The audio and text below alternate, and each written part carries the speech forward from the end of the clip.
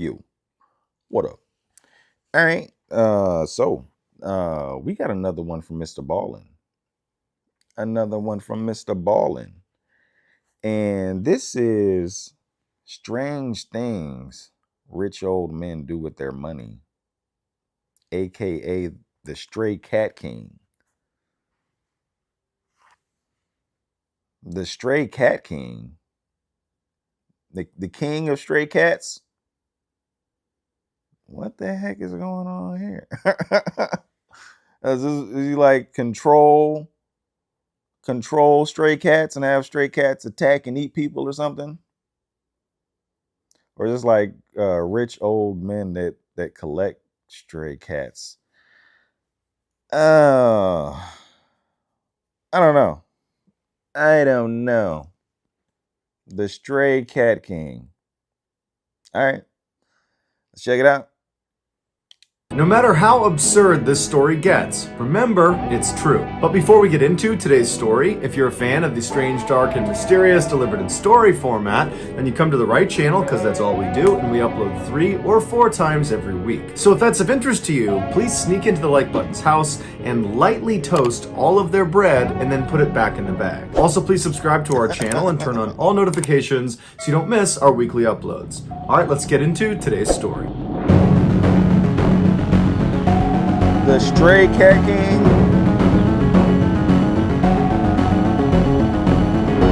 Timothy Dexter. In the winter of 1748, Timothy Dexter was born in a town just north of Boston, Massachusetts called Malden. Despite being incredibly dim-witted, Timothy always believed he was going to strike it rich one day. But looking around at his family, who were a bunch of poor farm laborers, Timothy realized he would need to make some big moves if he wanted that dream to become a reality. When he was just 8 years old, he decided he would make the first of his many big moves. And this move was to drop out of 2nd grade and go to work on a farm and then on to a leather tannery. For years, he worked hard, earning more money than his family had ever made, but he knew this line of work was not going to make him rich. And so when he was 19 years old, he decided it was time to make yet another big move. He sold his best suit and used the money to relocate farther north to another Massachusetts town called Newburyport. He believed with their booming economy, he was bound to make some additional money there. And he was right, but his payday would not come from a higher paying job. When he arrived there, he met a lonely, wealthy widow named Elizabeth Frothingham, and he promptly married her, becoming rich overnight. After moving into her mansion and dubbing himself Lord Timothy Dexter, he suddenly felt lost. He had spent his entire life pursuing wealth, and now that he suddenly had it, he didn't know what to do with it. And so he looked around Newburyport at the other rich people and saw what they were doing, and he found that many of them held political positions. And so Timothy decided he would run for office too. But unfortunately, the voters caught on to the fact that he was a 2nd grade dropout who couldn't read or write or think critically, so he didn't win the election. But instead of accepting his defeat, Timothy began petitioning the town to let him have his political office anyways. And the town said, no, that's not how democracy works. But Timothy didn't really understand, and he just continued to send these carefully outlined petitions explaining exactly why they needed to appoint him. The town had to bring in experts that were able to decipher what he wrote, because Timothy was deeply illiterate, and his petitions were so riddled with spelling mistakes and were so confusing that at first glance it looked like it was written in a foreign language. After they deciphered them, they would immediately deny them, but Timothy just continued to send them. And so finally the town got so fed up with all of his petitions that they decided they would just give him a fake political title just to get him to stop and to low-key humiliate him. They offered him the title of the Informer of Deer, and they told him his job was to look high and low all over Newburyport for any signs of deer activity. And the joke was, in Newburyport, there are no deer. But Timothy did not find this humiliating. He did not see the joke in it. He took it very seriously and believed his petitions had worked. And so he took his political title and with great enthusiasm, he got to work, spending all hours running all around the town, carefully documenting all deer activity. of which there was none. At the end of his term, Timothy felt like he had accomplished a lot as the informer of Deer and was ready to move on from political office. And so he turned in his official informer of Deer logbook to the town and told them they should pass it along to the next informer of Deer to get them up to speed. Unfortunately, when the town opened that logbook, they found it contained only crude pictures of deer and then illiterate ramblings about deer that were so difficult to decipher that even the experts weren't able to do it. And so the logbook was thrown away, and the informer of Deer position was never filled again. Shortly after the American Revolutionary War broke out between the colonies in America and Great Britain, America began printing their own money to pay for their troops. But this money, called the Continental Dollar, it wasn't backed by silver or gold. It was just backed on the promise of future value if America won the war. That, combined with overprinting this money, led to rampant inflation, and very quickly the Continental Dollar was worthless. Some of the wealthy folk in Newburyport decided they would do the troops a favor, who were now destitute because they held all of this worthless currency. And these wealthy people offered to buy all of their Continental currency for a fraction of the price, which was better than nothing. When Timothy saw all these rich people doing that, he quickly jumped on the trend. But he didn't view this as doing a favor for these troops that needed the money. He viewed this as a great investment opportunity. He believed America was going to win this war and that eventually this currency was going to have lots of value. And so he invested all of his savings into buying back the Continental Dollar. When word spread that Timothy had made this terrible investment, because at the time, nobody was predicting this currency would have any worth, really even if America won the war. When they found out that Timothy had made this ridiculous investment, his peers, the other wealthy folk in Newburyport, they were thrilled. They were so annoyed by Timothy, and they didn't like the fact that he was kind of on their level because he had some money. And so they were excited to see him go bankrupt. But sure enough, at the end of the American Revolution, when America won the war, Congress made good and backed the currency, making Timothy one of the richest people in America overnight. Damn. Right away, Timothy used his second big windfall of cash to purchase the most luxurious mansion in the richest neighborhood in all of Newburyport. But beyond that purchase, he didn't really know what to do with all of this money. It was very overwhelming.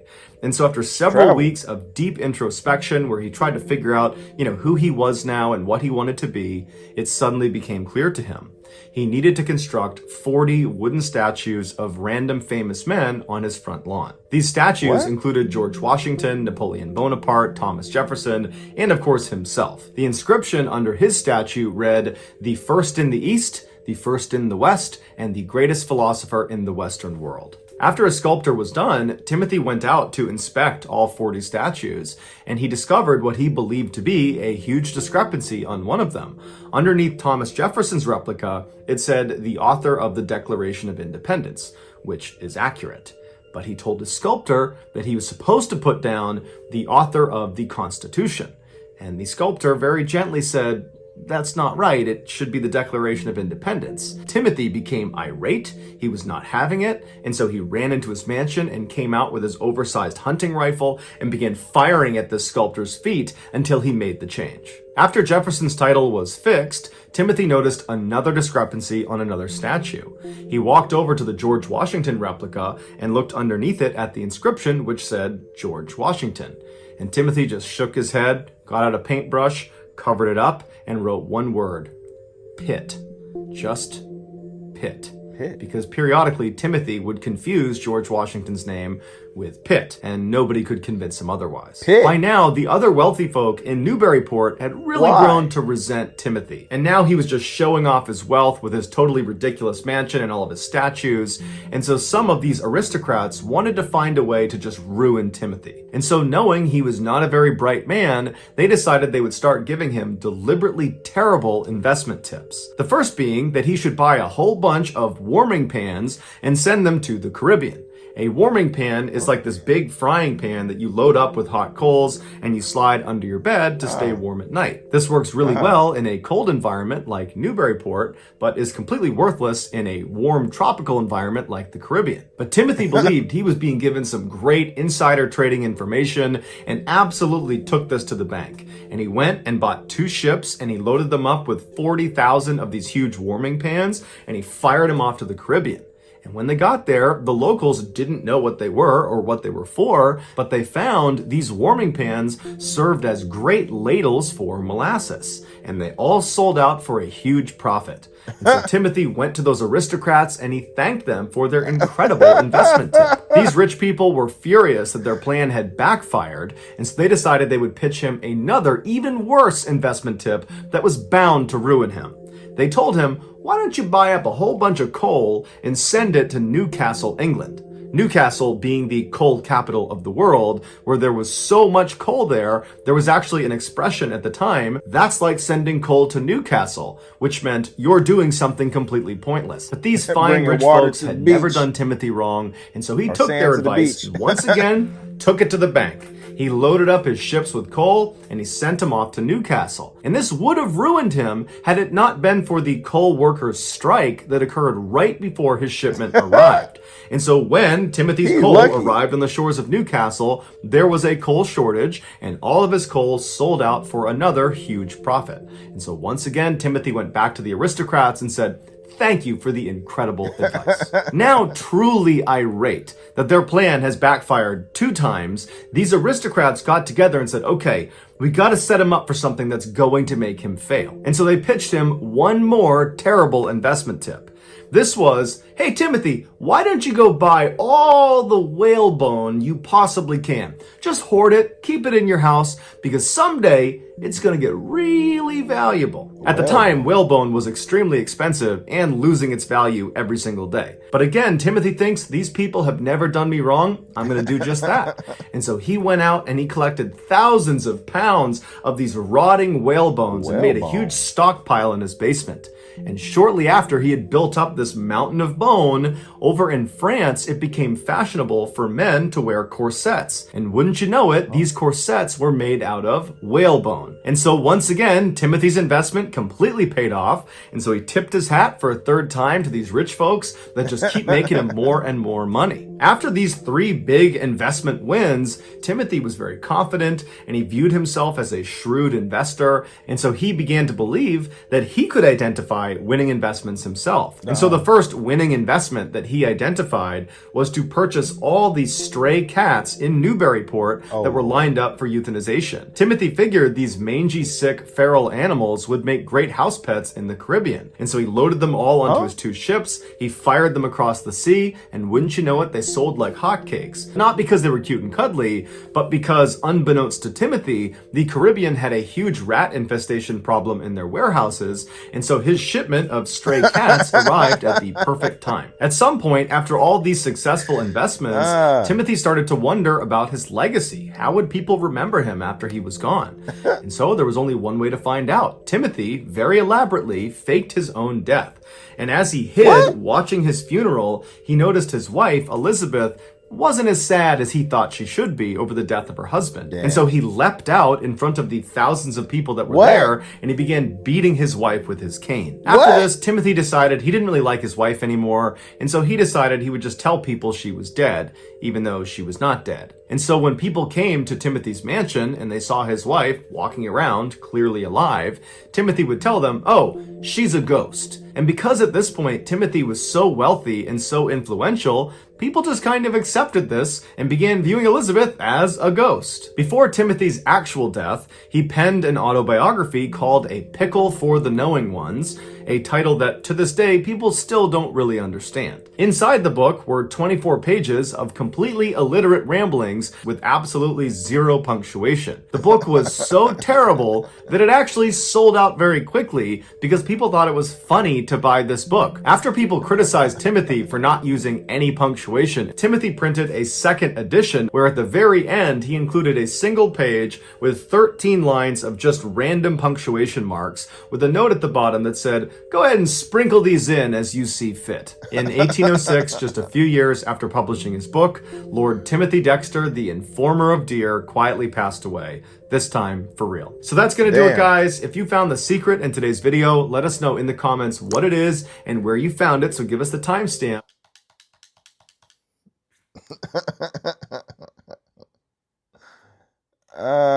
He he Forrest Gump his way to the top.